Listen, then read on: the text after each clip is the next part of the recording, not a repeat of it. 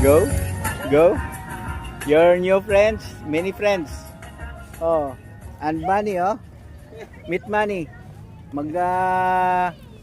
Retire na yan sa November.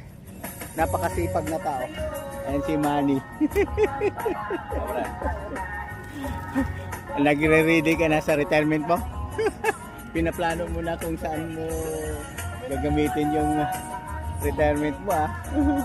Pwede na tayo ng mga gamit. Ganun ba? Layo pa, November pa. Mula pa sa tatay ng Marcos, mag-retire ka, Marcos pa rin. Ganda nga eh. Ganda. Okay. Alaga ako dyan. Oo nga, oh.